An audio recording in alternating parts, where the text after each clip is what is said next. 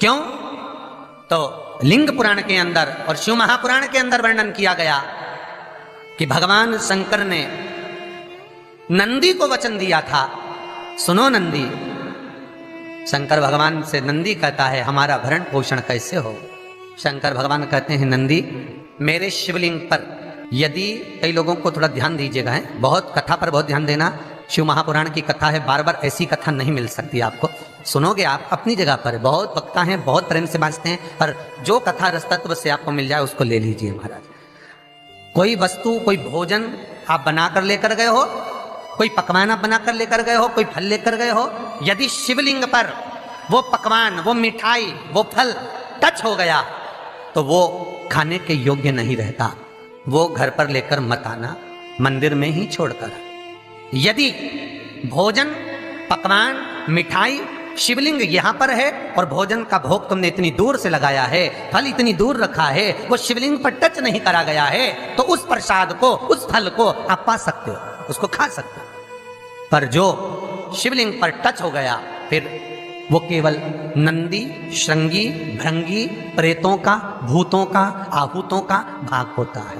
प्रेत, भूत, आहूतों का, वो फिर खाने योग्य नहीं है। हाँ, यदि नर्मदेश्वर महादेव हैं, नर्मदा जी के जल से कोई शिवलिंग प्रकट हुआ है, नर्मदा जी के जल से, कोई कंकर से, नर्मदा के जल से अगर कोई शिवलिंग प्रकट हुआ है, उस शिवलिंग की स्थापना कहीं पर है या आपके घर में है, तो उसको कुछ भी टच हो जाए वो पा सकते हो, पर बाकी के शिवलिंग को स्पर्श किया हुआ नहीं पा सकते। केवल एक नर्मदेश्वर महादेव नर्मदा के जल से प्रकट हुए।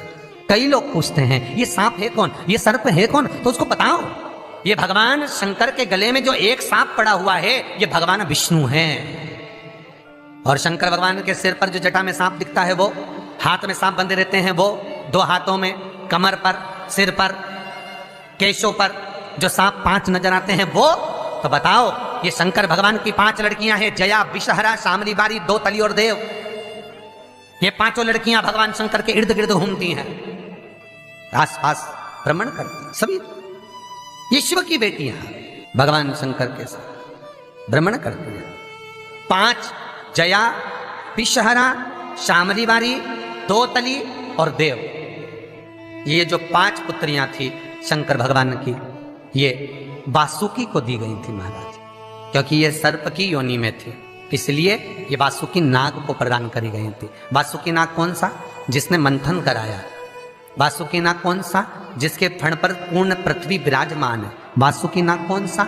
जो निरंतर देवताओं के हित के लिए कार्य करता रहता है।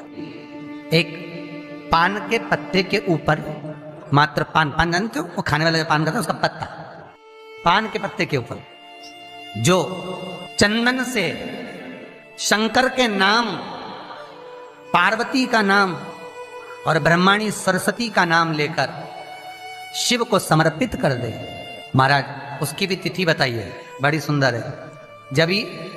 जब रवि का पुष्य योग पड़े, रवि पुष्य नक्षत्र हो, रवि का पुष्य योग पड़े, उस समय पान के पत्ते पर चंदन से शंकर, पार्वती और सरस्वती का स्मरण कर कर जो शिवलिंग के ऊपर उस पान के पत्ते को चढ़ाकर 5 बेलपत्र, 3 समी पत्र समर्पित कर देते हैं, उस बच्चे से चढ़वा देते हैं, वो बच्चा कभी पढ़ने में कमजोर नहीं होता, विद्या में बढ़ता ही बढ़ता है।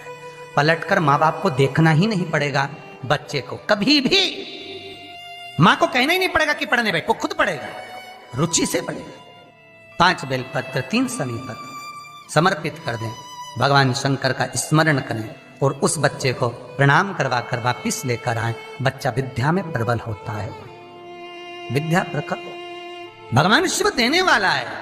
सरस्वती को स्वर बोले। शिव महापुराण की कथा, लिंग पुराण की कथा, विष्णु पुराण की कथा, पद्म पुराण की कथा कहती है कि किसी वृक्ष के नीचे, जिन वृक्षों का गुणगान हमारे शास्त्र करते हैं, जिन वृक्षों का गुणगान हमारी पुराणे करती हैं, उन वृक्ष के नीचे अगर एक मंत्र का मनका भी फेरा जाए तो उसका पुण्य 1000 गुना प्राप्त हो जाता है, आप रूप प्राप्त होता है अपने आप जिस पुण्य को करना चाहे। मेरा बहुत निवेदन है महाराज, बहुत प्रयास करा करो, प्रयास करना।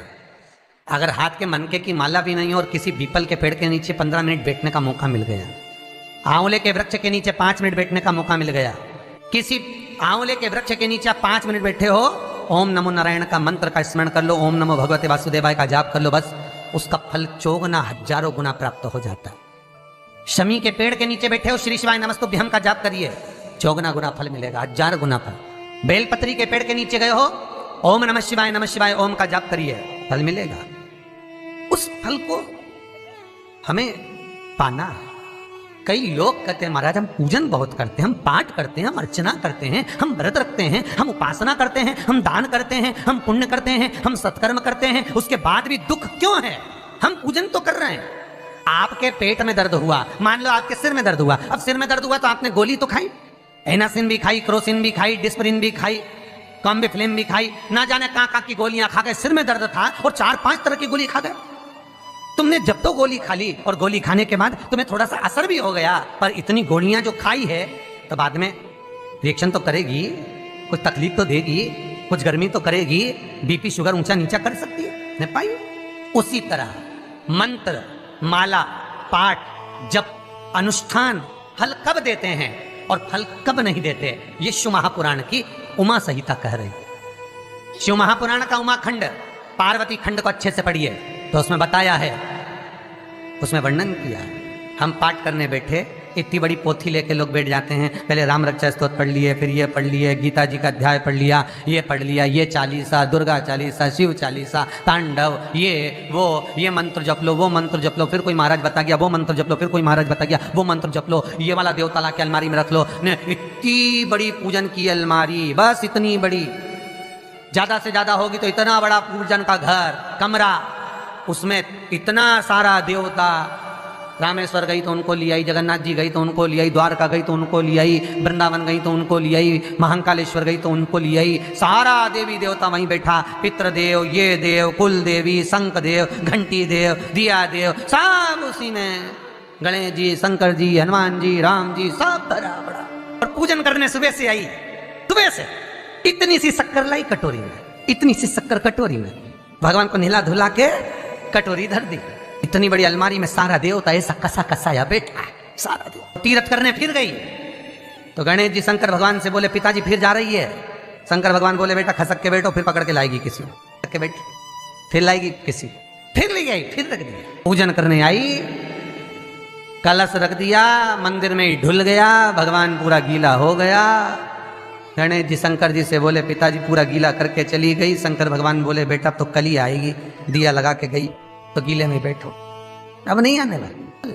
और ध्यान देना साहब, इस कथा को आपके ऊपर लेकर समझाया जा रहा है, क्योंकि शिव महापुराण की कथा कहती है कि आप जो मंत्र जप रहे हो, आप जो माला जप रहे हो, आप जो साधना कर रहे हो, आप जो पाठ कर रहे हो, वो आप पर असर कर रहा है कि नहीं कर रहा है, वो आपको समझना है। राम रक्षा स्तोत्र का पाठ करो तो पहले हनुमान चालीसा पढ़ो, फिर राम रक्षा स्तोत्र करो। शिव चालीसा, दुर्गा चालीसा, गणेश चालीसा, हनुमान चालीसा, गायत्री चालीसा, इन 4-5 चालीसा को एक साथ कभी नहीं पढ़ना। एक चालीसा यदि आपने पढ़ ली है शुरू में, तो पाठ पूरा होने के बाद जब उठने की तैयारी हो तब दूसरी चालीसा पढ़ दो, बाकी की चालीसा भले आप बाद में पढ़ दो। पर एक साथ 4 चालीसा का पाठ नहीं होना चाहिए। पाठ करने बैठे हो, किसी एक मंत्र की माला जप रहे हो, ओम नमः भगवते वासुदेवाय जपा, या शंकर जी का मंत्र जपा, या गुरु का मंत्र जपा, या ये मंत्र जपा, या वो मंत्र जपा, उस मंत्र को जपने में बीच में कुछ गैप होना चाहिए। एक साथ रट्टा मार पे ओम नमः भगवते, ओम नमः भगवते, श्रीमन्नारायण श्रीमन्नारायण, ओम नमः शिवाय, ओम नमः शिवाय, फिर ये जप लो वो